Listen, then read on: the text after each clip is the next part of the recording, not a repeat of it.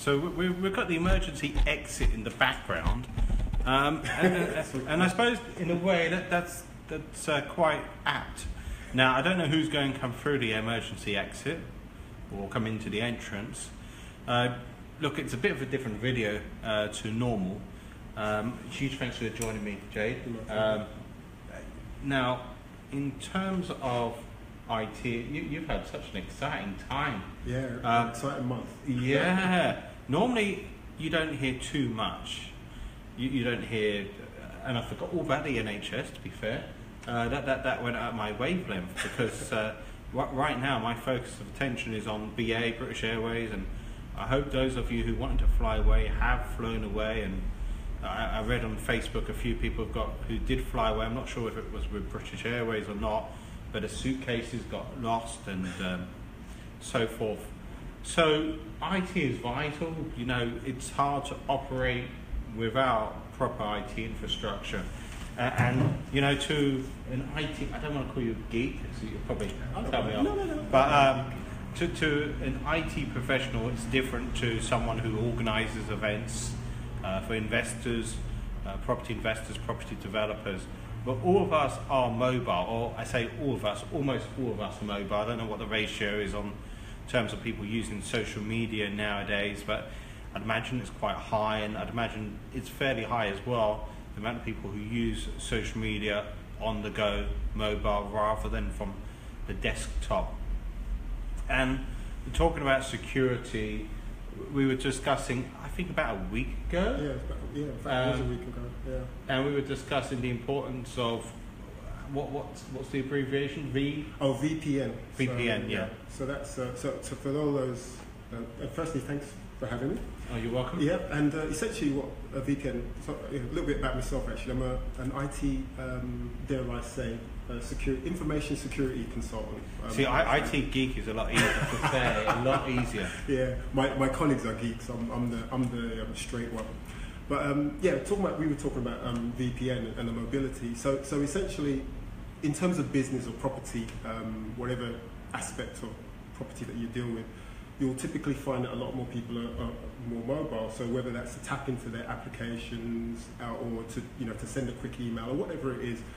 And what we're finding now is typically people will just pretty much jump on a mobile or public Wi-Fi.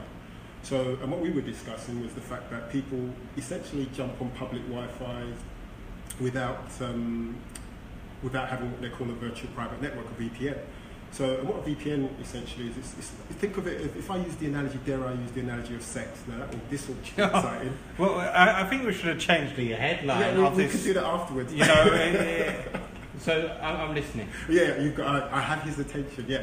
So, so if you use the analogy of sex, it will be the same as, it's essentially like having sex with a partner without a condom. So if you think about it, so having a VPN or using a VPN as an application on your mobile phone or on your mobile network to access a public Wi-Fi, if you're in a coffee shop or if you're in a hotel or an airport lobby, is tantamount of using a condom, essentially. Yeah. So what the VPN does, to not get really technical, it kind of creates a think of it as an electronic filter. Yeah, a barrier, a filter, like a tunnel. Yeah. So look, there's lots of VPNs out there. I briefly looked at VPNs because the person who does my IT keeps telling me I should be doing VPN. See, tells you. Great doctor. So, you know, I may not always listen to advice. You hear it again, and I know Fiona Childstone was on your 1 day. Was it a half day? Yeah, it was a half day. It's only 3 hours. 3 hour workshop, and she really raved on about it. She said, "I must get." Have I got your name right? Jude. Think of Hey Jude. Hey Jude.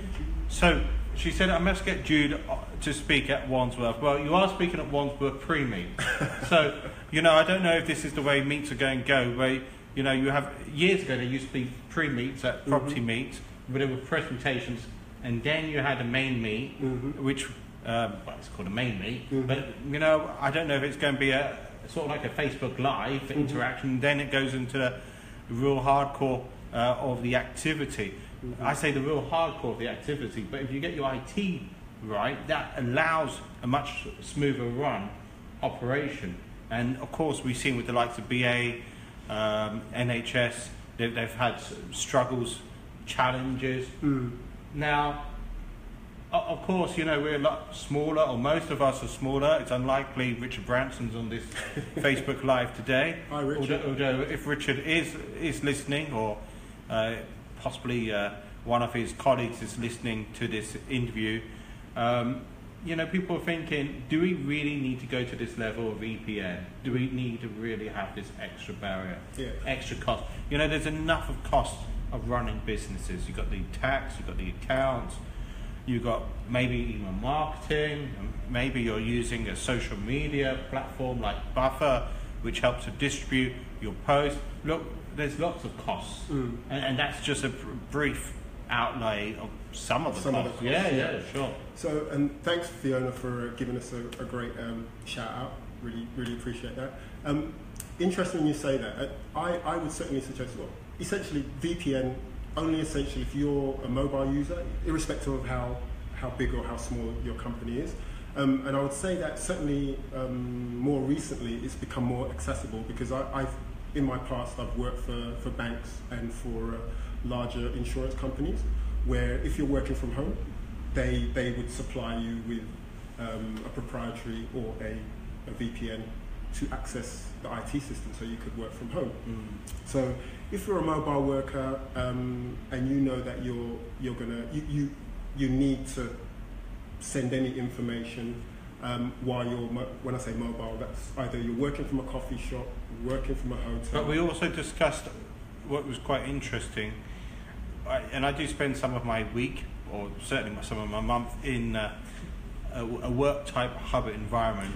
Yeah, and I would certainly suggest also in a work type hub, because the interesting thing is, even in that, so in a hub it's pretty much a shared environment, so you've got multiple businesses working within there. Now again, you could take, I would certainly suggest having a discussion with the people that own that network and seeing to what degree that their network is secure. But personally, when I've worked in a work type hub, and certainly with the partners that I work with, our recommendation while you're in that environment, and it's not exclusively yours, that you have a VPN.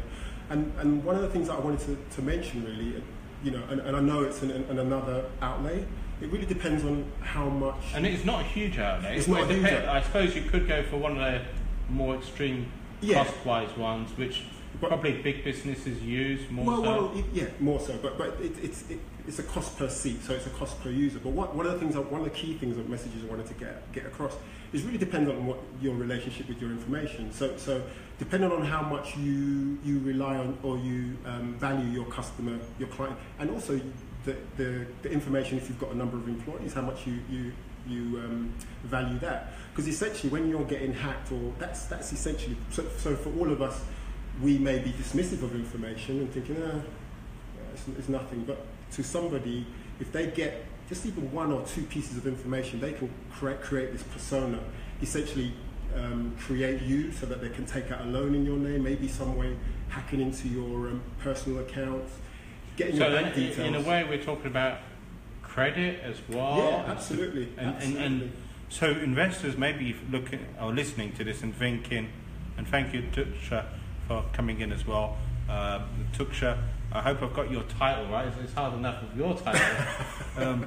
Tuksha, I hope I've got your title. Director or Chair of UK Crowdfunding Association. Yeah, I hope I've got your. Yeah, that's right. Yeah, and here's a great example of we're investors. So, for example, I know that there's a lot of developers now that kind of leverage off of crowdfunding sites, for example, because they know that a crowdfunding site kind of adheres to a whole bunch of regulations, around the FCA, etc., etc. Sure. So, as it relates, so there's a bunch of information. So you have to demonstrate that you are who you are, that the investor says that they are who they are, so that so that nobody's laundering any money. So, kind of bringing it back to mobile workers and why people would want to hack us as small business owners, because people thinking, well, I'm insignificant.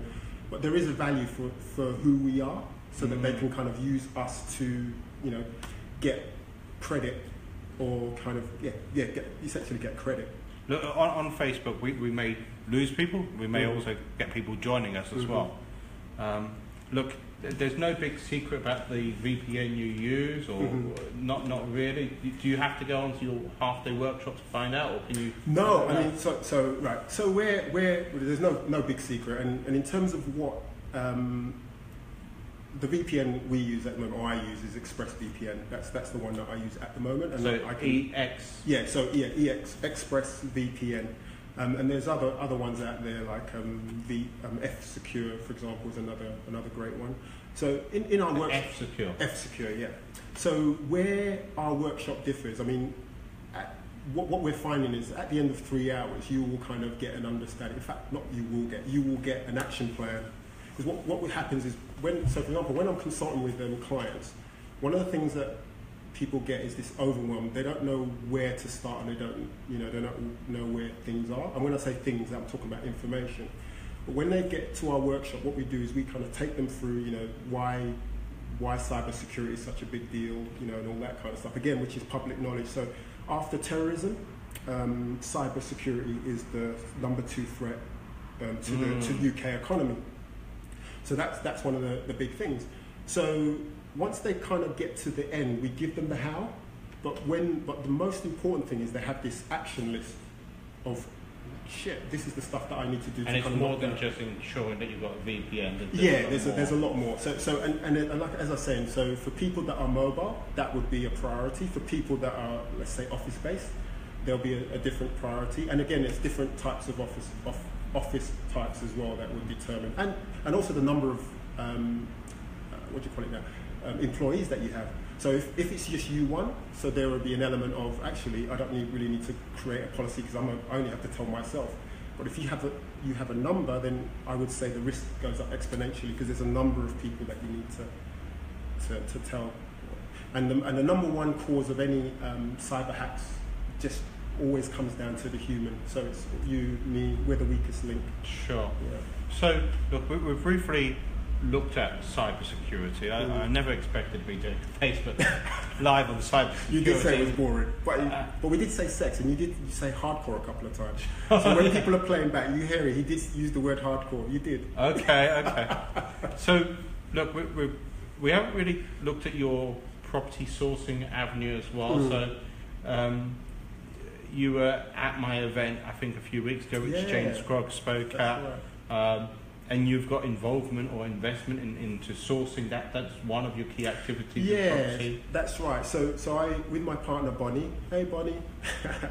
we source. So our specialism is sourcing commercial to residential. So and geographical area. So geographically, it's pretty much in and around London and the southeast of England as well. Southwest of England. That's our target area. Sure. So as a source of commercial to resi, southeast, what challenges do you have to overcome, and how do you overcome those challenges? No IT challenges. No technical. It's interesting to say. So the challenges really is around, again, it's like what everybody pretty much says is sourcing and building up the relationship with the agents. So we're not at a level where we're kind of like the number one go-to people. Nearly there, but not quite there. And I would certainly say that, and kind of getting enough deal flow and passing it out. So we're working with a select few people because we find that if we've got too many people on the go, we're not going to be able to add that much value. So we're pretty much focused, and that's pretty much one of the main value, main challenges. But the way we overcome it is just to keep going. I was just going to say, so if you want to connect with estate agents, one of the best ways to do that is to go to my property summit on Saturday, June the 10th. Look, I'll add a description at the bottom of the video. It's Home Experts who are the sponsors of that property summit. Plus, there's a couple of other home experts from the UK coming along as well. I should remember which area is it. Cambridge, and I think around the Cambridge area, plus Neil Mangan, who represents Kensington and Chelsea. So that's another way for sources to get benefit, by connecting to estate agents. So, look, we talked about the workshop. Is there a date in mind for 2017? We've got one. Our next one is on the 17th of June, so it's on a Saturday. Saturday. Yep, and we run 2 workshops in a day. So the one that starts at 9 o'clock, and the second one 2 o'clock. So what we'll do is I'll send you the link so people can kind of jump on. Sure. Yeah. So if you give me the link, then I can add it to the Facebook. That's one of the easiest ways. Mm-hmm. So where is that particular event? In London? Yeah. So it's unfortunately, it's in London, but it's in Bloomsbury. So it's very fairly easy to get to Bloomsbury, which is a couple of minutes walk from Russell Square. Russell Square. So if you're slightly outside of London, if you're to the north, you've got King's Cross, Euston. So that's one way. As I said, it's a live event today. So, Damir, you've come in. No, come through. Yes, come through. It's all live. So we're live. So Damir didn't know he was going to be live. So Damir's helping me out tonight at the Wandsworth Property Network. So yeah, you'll have another chance to be live, I'm sure, at some other point. But as I say, this is literally just the pre-event as such for the Wandsworth Property Network, which has been going on for the last 7 years.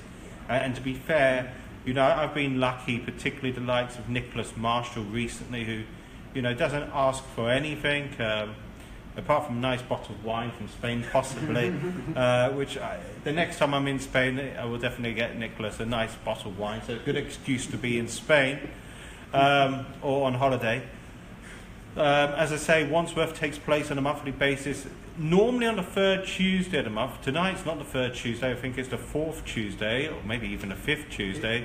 It's the venues double booked and so forth for the next few months, so I've got to change my dates around.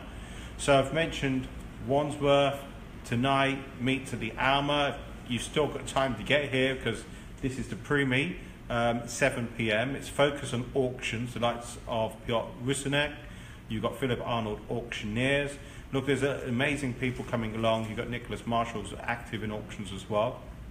It's just £20 to attend the event.